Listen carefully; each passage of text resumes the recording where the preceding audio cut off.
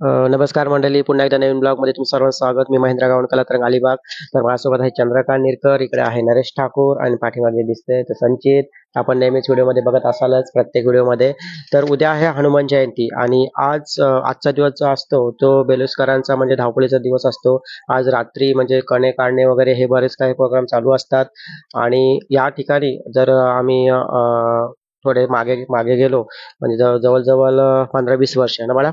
हो. हां, आता 15-20 वर्ष पाठीमागे गेलो तर आमच्या ह्या आलीला खूप काही एक वेगळंच रंगतदार असं एक चित्र तयार असायचं. तर थोडक्यात म्हणजे बाळा पण सांगेल तुला थोडक्यात बाळा कसं असायचं ह्या आलीला आपल्या. नमस्कार.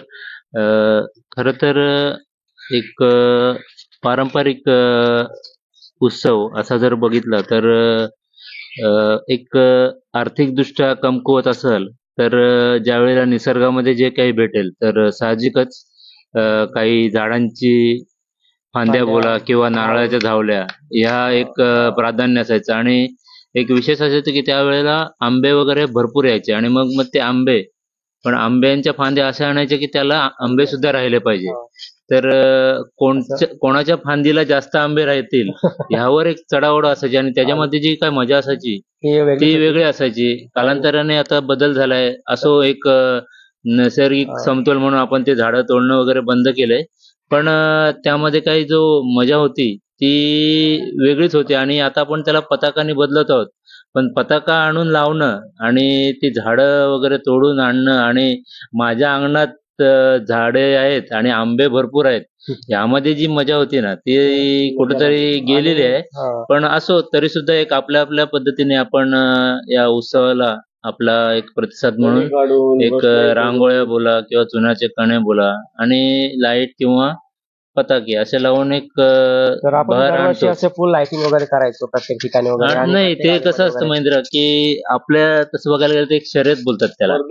एका आळीत जी बोलतात ना आपली आळी दुसऱ्यापेक्षा सरस कशी दिसेल ते एक जो मनामध्ये जो असतो ना की जर आपला एरिया सुंदर दिसला पाहिजे आणि त्यानुसार मग मग ती लाईट वगैरे येतो. तर त्या बाबतीत बोलायचं झालं तर ज्यावेळेला तुम्ही मंदिराच्या जवळची आळी म्हणजे आपण त्याला लकडाळी बोलतो तिथं त्यांची अजून सुद्धा त्यांनी ती रिवाज आहे किंवा रीत आहे ती सोडलेली नाही. तर त्यांच्याकडे दरवर्षी ते असतंच आणि त्यांना त्याबद्दल धन्यवाद द्यायला लागेल की निदान त्यानुसार तरी ते जे पालखीचा जो मोल असतो आपल्याला त्या ठराविक एरियामध्ये म्हणजे ते मंदिरामध्ये हे दिसून येतो व्यवस्थित आणि ते असतंच त्यांचं. आपल्याकडे आता ते बदललंय ते आपण एक प्राधान्य देतो कणे काढायला.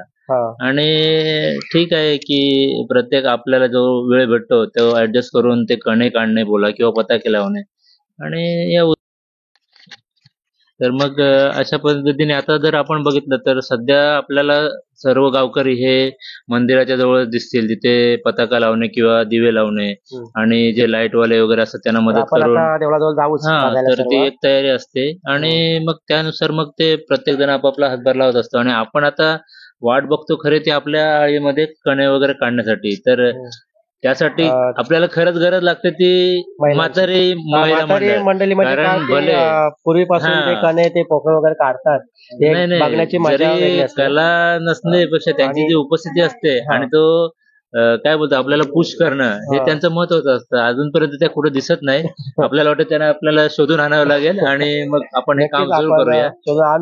चला मग आपण पहिला शोध घेऊ. आणि गावामधून पण दुसरी एक महत्वाची गोष्ट आता थोड्या वेळामध्ये कलश सुद्धा मिरवणूक येणार आहे. म्हणजे वारगे कुटुंबीय आहेत जे संतोष वारगे, संदीप वारगे, संजय वारगे यांच्या घरातून कलश हा त्यांनी देवळासाठी एक भेट दिलेली आहे. आणि एक देवाचे कपडे हे सुद्धा भेट म्हणजे मिरवणूक निघणार आहे ते सुद्धा आपण व्हिडिओमध्ये कैद करूच. तर आपण आता कणे काढायला सुरुवात करू. चला तर मग बघूया आपल्याला मदत करायला. आपण सुरुवात करू. चुना वगैरे आणलं ना अजून चुना वगैरे येतोय आपल्याकडे. चला तिकडे तनू सुद्धा आले. तनू सज्ज आहेस ना कणे काढायला?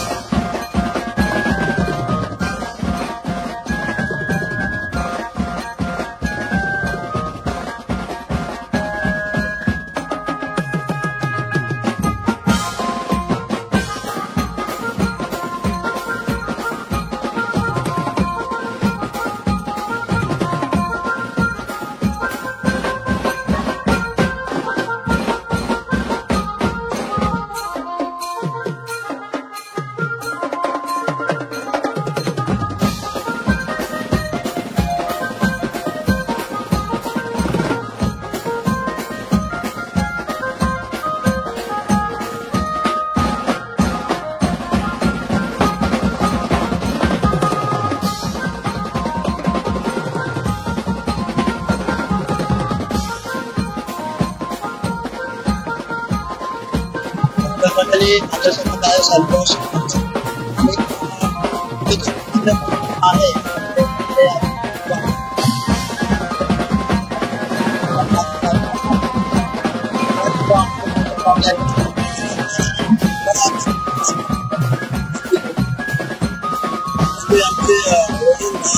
त्यांचे नाथ भाऊ यांच्याकडून आपल्या तळीमाळी आणि मंदिराची एक कळस हा भेट दिलेला आहे. आपल्या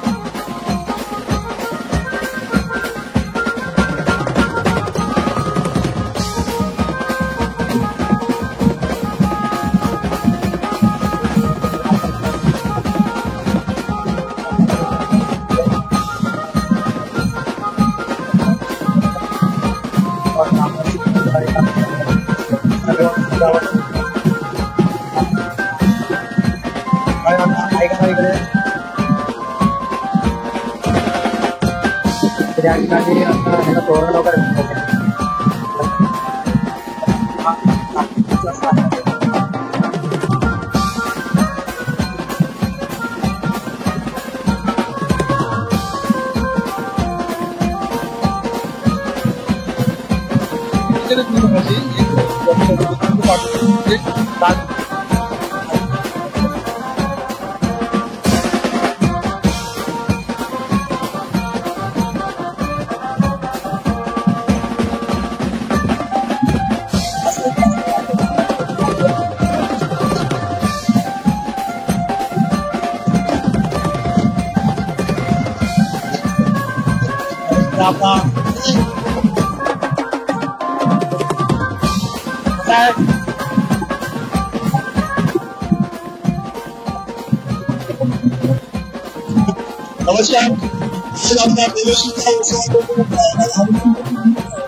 सर्व कामातून सगळ्या कार्यासाठी एकत्रित जमलेला आहे.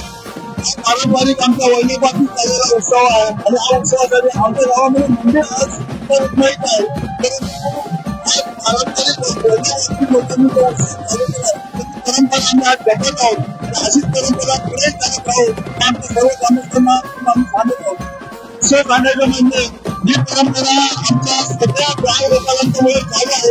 ही परंपरा परत आमच्या गावामध्ये रुक्मिणी माता मंदिर आहे, विठ्ठल माता रुक्मिणी मंदिर आहे, तसे राधाकृष्ण मंदिर आहे, असे अनेक मंदिर आहेत, घागर मंदिर आहेत आणि सर्व समाजाचे लोक आहेत. गावामध्ये सर्व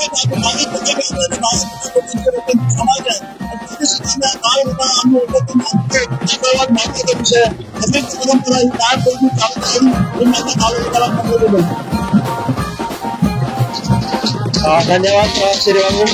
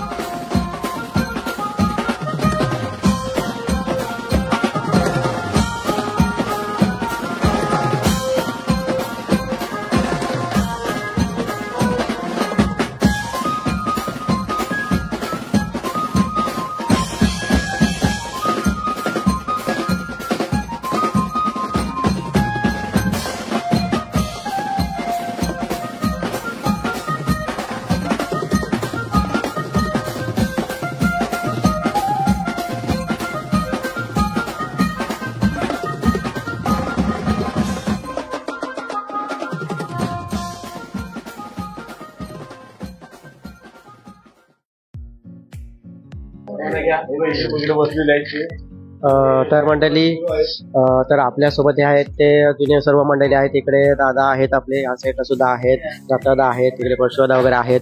तर यांच्या माहितीत म्हणजे याच आलीला वगैरे सजावट जी व्हायची म्हणजे हे तर आमच्या अगोदरचे सर्व सजावट वगैरे आणि कशी असायची पालखीचे रंग हे सुद्धा सांगतील थोडक्यात. तर दादा तुम्ही सांगा कसं होतं पहिले आपली आलीमध्ये वगैरे.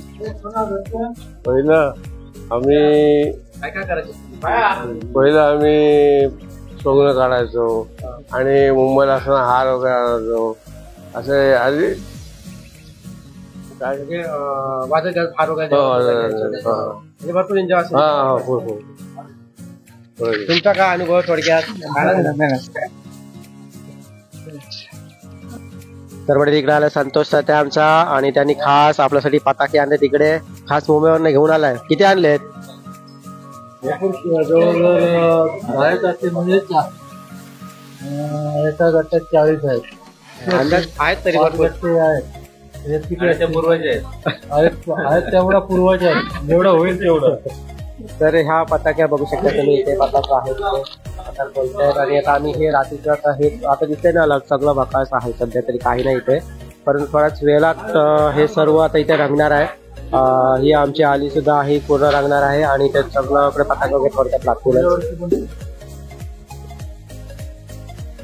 तर मंडळी इकडे बघू शकता, इकडे आता पाण्याची सुरुवात झालेली आहे आणि इकडे आहे रोशनी आहे का इकडे. खास उरणवरनं आले, बेलोशी गावाची माहेर करीन आणि खास पाणी काढण्यासाठी आता मला सज्ज झाले आमची रोशनी आणि सुरुवात केलंय रोशनीने. इकडे प्राची इकडे आहे प्राची.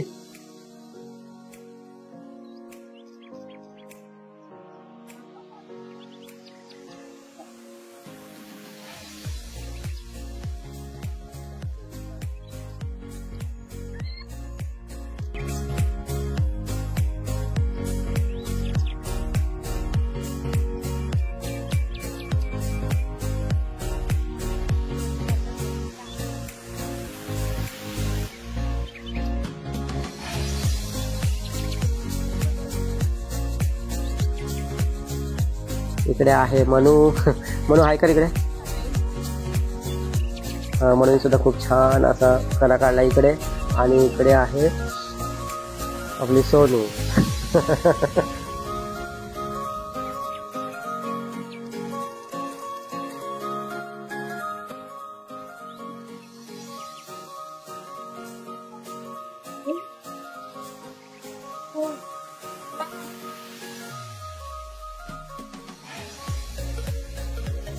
तर मंडळी आपल्यासोबत आहेत भाई थळे आहेत.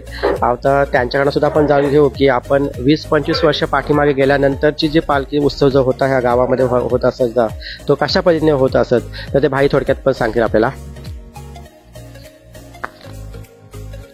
उपस्थित बंधू आणि भगिनींनो, मी तुम्हाला 20-25 वर्षापूर्वीचा असणारा उत्साह, आता पण उत्साह आहे पोरांमध्ये, परंतु त्यावेळीचा उत्साह होता म्हणजे आमच्याकडे आमचे संतोष झोपे असतील, आमचे नरेश असतील, आमचे माझा भाऊ सुधीर असेल, आमचा भाऊ असेल किंवा सुनील असेल, आम्ही काय करायचो, आमच्या आगरी आलीचा आपली आलीची जी मेन गेट आहे ना, तिथे आम्ही एक मेन गेट बनवायचो.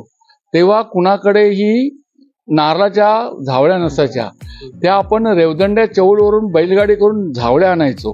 त्या झावळ्या मेन गेट टाईप लावून मेन गेट बनवायचो आणि दुसरे कमी पडायच्या. मग आपण काय करायचो, करंजांच्या फांद्या किंवा आंब्यांच्या फांद्या तोडून आणायचो. त्या करंजाच्या फांद्यांना यावेळेला एक वेगळी फुलं असतात आणि ते डेकोरेशन असायचं आणि त्याच्यावर एक वेगवेगळी लाइटिंग सोडायची. म्हणजे आणि तो हा उत्साह म्हणजे आपण काय करायचं हे कुणाला सांगायचं नाही आणि हे आपल्या आलेला एक वेगळं हे असायचं. शिवाय एक सोंगणं हा प्रकार असायचा. सोंगणं म्हणजे तुम्हाला माहिती आहे ना, म्हणजे वेगवेगळे, मग त्यात राम लक्ष्मण सीता बनवायची, हनुमान बनवायचा, वेगवेगळे प्रकार करून त्या पालखीबरोबर फिरत राहायचं. म्हणजे मग ते त्यावेळेचे आमचे जे मेकअप करायला असायचे त्यामध्ये महादेव वारगे, म्हणजे त्याचं नाव का महादेव, ते बुवा आपण बोलत होतो ते, म्हणजे पांडुरंग महादेव आणि यशवंत त्यांचे ते, तर ते मेकअप करायचे मेकअप करायला पण ती लाईन असायची, म्हणजे तिथे आपण बराच वेळ उभं राहायचं, मग ते मेकअप करणार, मग ते सांगणार, ते आपण समजून घेणार. मला दरवर्षी राम लक्ष्मण सीता म्हणजे राम असा रोल असायचा आणि मेन देवीचे जो आहे तिथे मस्तपैकी डेकोरेशन वर फळ्या लावून बनवायचे आणि तिथे राम लक्ष्मण सीता बनवून उभं राहायचं. एक हनुमान आमच्या बरोबर स्टेज असायचा, तर स्टेज बनवायचं म्हणजे उत्साह असायचा. आणि गावात वेगवेगळे प्रकारचे हे झाडांच्या फांद्या लावून हिरवळ कशी तयार होईल, एक नॅचरल हिरवळ हा एक हे असायचा. शिवाय आपल्या आईत एक पालखी आली की त्या सगळ्यांकडे काय पैसे नसायचे, मग आम्ही कॉन्ट्रीब्युशन काढायचो. म्हणजे किती 1 रुपया 2 रुपये ते 10-20 रुपयाला कलिंगड मिळायचं. म्हणजे आपल्याकडे इथं आले की भजन मंडळी बसली की आम्ही त्यांना कलिंगड वगैरे कापून, म्हणजे त्यांना गारवा वाटायला पाहिजे, भजन व्हायला पाहिजे, हे उत्साह आहे. हे भजनाचे आपण आता उभे आहोत ना, इथे भजन हे पालखीचा शेवट, सगळे खालची लोक इथपर्यंत पूर्वी भजन हे पालखीला पूजेला करायचं. आता आपण प्रत्येकाच्या घरी पण पालखी नेतो आणि तिथून आपण वर चढवतो. हे आता सुधारणा केली, म्हणजे प्रत्येकाच्या घरोघर आपण आता पालखी न्यायला लागलो. कारण लोकांची डिमांड आहे, तुमच्याकडे पालखी येते तर आमच्याकडे पालखी का नाही. ह्या चढाओढीतून प्रत्येकाच्या घरी आता पालखी जायला लागली. आपण इथे जाते, नंतर बाबदेवच्या तिकडे जाते, नंतर तिकडे हरेश गायकरच्या तिकडे जाते. हरेश म्हणजे हरेश महादेव गायकर, त्याच्यानंतर श्रीधर उप्पीच्या आपण तिकडे जातो. म्हणजे असे वेगवेगळ्या प्रकारचे आणि उत्साह. त्यात भजन, एक भजन बोलायला, सगळे भजनांचं चढाओढी असायचे. एक भजन बोलायला मिळालं ना म्हणजे खूप काही कौतुक वाटायचं. तर ह्या एक हे असायचं, म्हणजे एक चढाओढ की आपल्याला एक भजन ह्या पालखीमध्ये. शिवाय पालखीला खांदा म्हणजे लावला मिळाला की अजून एक भाग्य. ते पालखी घेतल्यानंतर टोपी द्यायला पाहिजेच आणि पायात चप्पल नाही पाहिजे, ही एक ती प्रथा आहे. म्हणजे तुम्ही पालखी जेव्हा घेता ना त्या पायात चप्पल असायची. म्हणजे वेगवेगळं. आणि पालखीमध्ये रात्रभर जागा. मी सकाळी आपली 10ला पालखी निघायची, सकाळी 6 की 7ला पालखी यायची आपल्याकडे. त्या एवढ्या वाजेपर्यंत नाना आमचे वडील तेव्हा हिशोब असायचे, म्हणजे गावकीचे पंच असायचे. तो हिशोब होईपर्यंत, त्या सगळ्यांना नारळ देईपर्यंत तेव्हा लाईटी नसायच्या, त्या पेट्रोमॅक्स असायचे. पेट्रोमॅक्स असायला ठाकरांना बोलणं नका, ठाकरा आणि कातकऱ्यांना पण बोलवायचो. ते एक ठाकूर आणि कातकरी रात्रभर ती पेट्रोमॅक्सची बत्ती घेऊन उभा असायचा. बत्त्या गावात ठराविक असायच्या, म्हणजे आमची एक बत्ती असायची बालकृष्ण वारगे, म्हणजे कुठले बालकृष्ण धर्मा वारगे, त्याच्यानंतर बाळराम वारगे, त्याच्यानंतर आमचे तात्या भाई म्हणजे विष्णू काटले. या ठराविक 5, 6, 7, 8, 10 बत्त्या असायचे पेट्रोमॅक्स. ते 10 आदिवासी भाई त्यांना 5 रुपये दिले म्हणजे खूप वाटायचे, कळलं का. रात्रभर बत्ती पकडायचे 5 रुपये.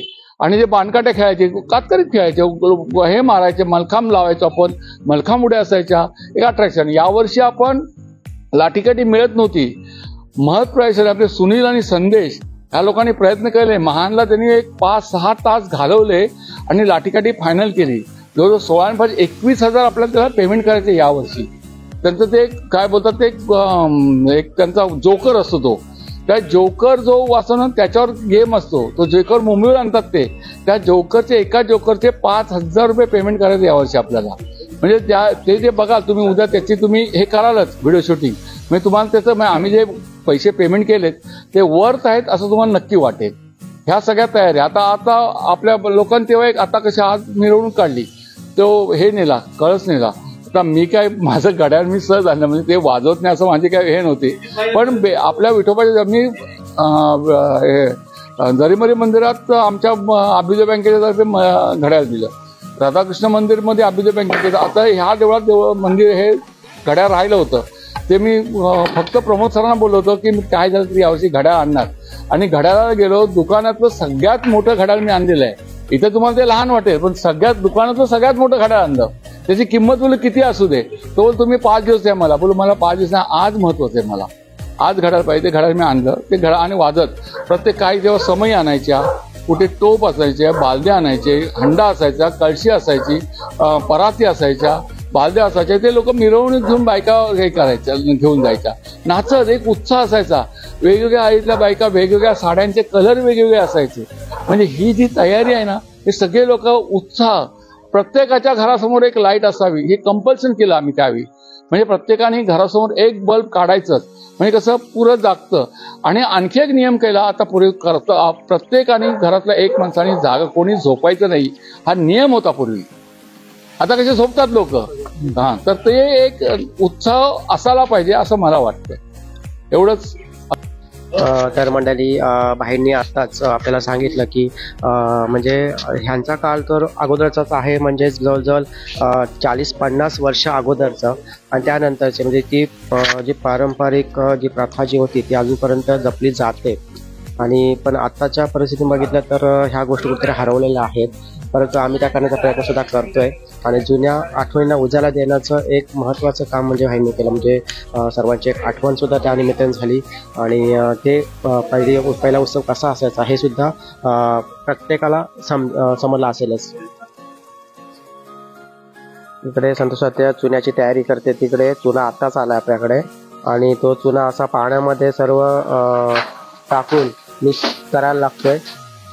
हे काम आता तात्या करते इकडे. आणि आता आपल्या ह्या ठिकाणी हा मोकळा स्पेस दिसतो, ह्या ठिकाणी आपल्या रांगोळ्या तयार होतील इकडे.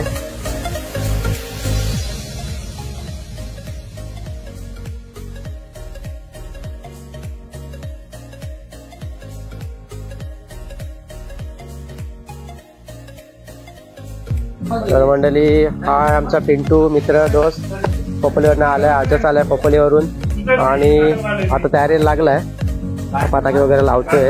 अमितचा ठिकाणा नाहीये, अमित कुठेतरी बाहेर गेलाय. इकडे मंदार, इकडे दिव्या ऐकर, दिव्या अशी दिसत नाही, इकडे बघू. आता ऐकर.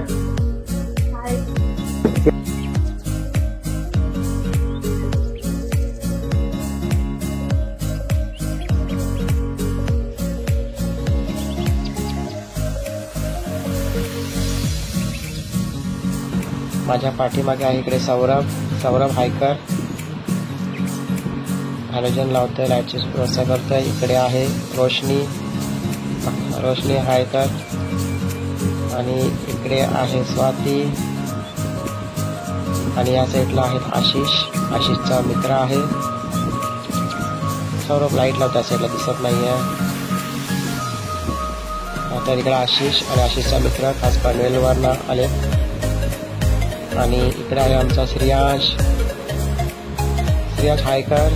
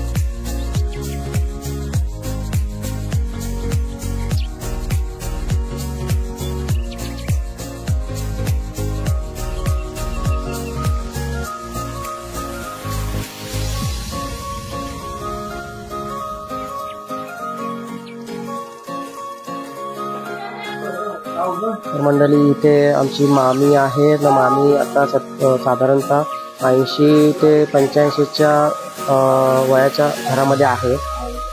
आणि एवढे एज झाले तरी सुद्धा त्यांची कला जी आजपर्यंत बघतोय आपण, कारण दरवर्षी ही पोकळ अशी काढतात दरवर्षी, म्हणजे बरेच वर्षाची परंपरा त्यांनी जोपासली आहे. म्हणजे खूप वर्ष ती या परीची रांगोळी काढतात. आणि आता पाहिलं तर आताच्या महिलांना या प्रकारची रांगोळी कदाचित माहीत सुद्धा नसेल, परंतु खरोखर खूप छान आणि सुंदर अशी पोखरण बोलतो ना मामी याला, पोखरण.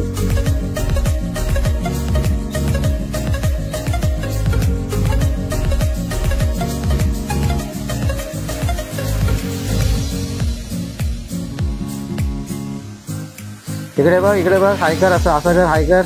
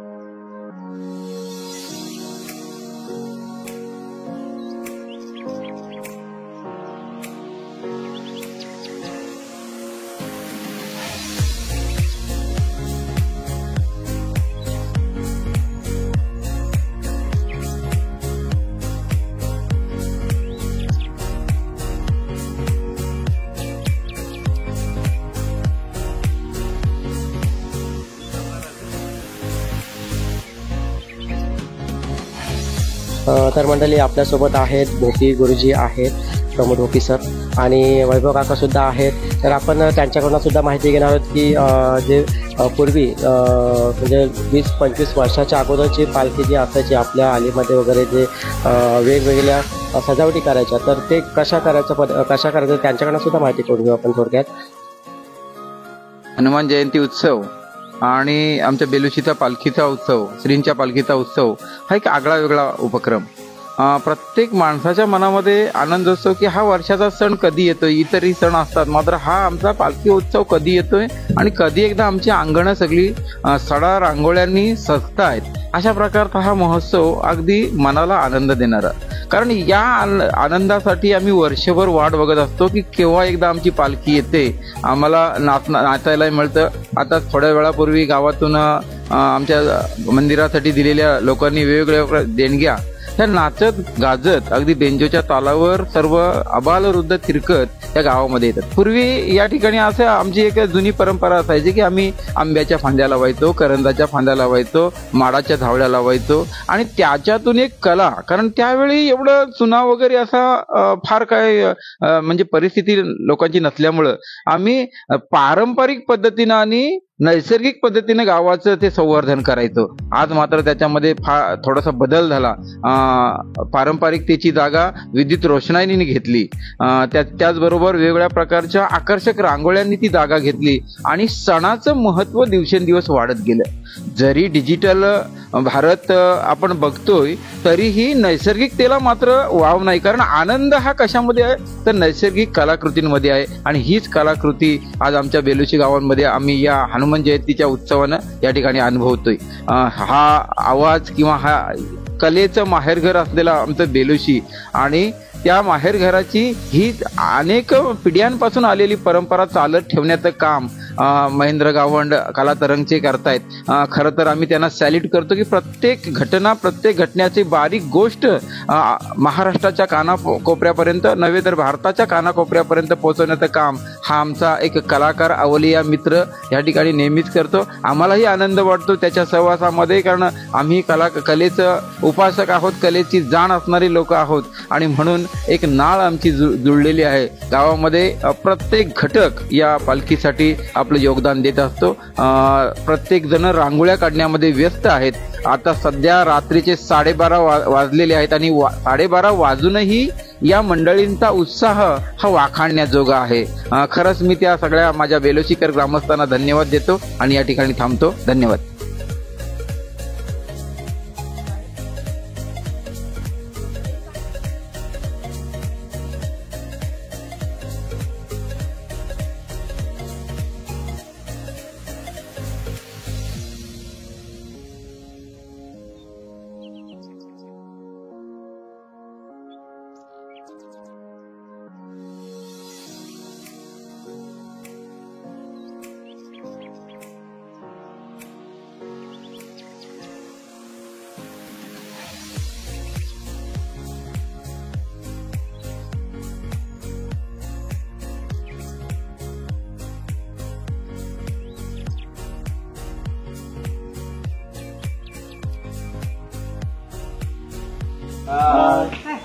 हनुमान जयंतीच्या हार्दिक शुभेच्छा सर्वांना. उद्या येणारी हनुमान जयंती विशेष हनुमान जयंती. तिकडे पेंटर लागेल जमला तुझी. तर मंडळी तुम्ही बघताय आता पाठीमागे रांगोळ्या इकडे सजलेल्या आहेत, वरती पताके सुद्धा सजलेले आहेत आणि थोड्या वेळापूर्वी आलीमध्ये काहीच नव्हतं, परंतु आता सर्वजण मंडळी सुद्धा आलेले आहेत. तिकडे सुद्धा रांगोळ्या वगैरे चालू आहे तिकडे आणि कलरफुल रांगोळी सुद्धा तिकडे काढलेली. तिकडे बाळा सुद्धा रांगोळी काढतोय आणि छानपैकी अशी आपली ही आई जी आहे ती सजलेली आहे. तर आपण आज इथेच थांबतोय. उद्या पुन्हा भेटू नवीन ब्लॉगमध्ये. तर बाय बाय.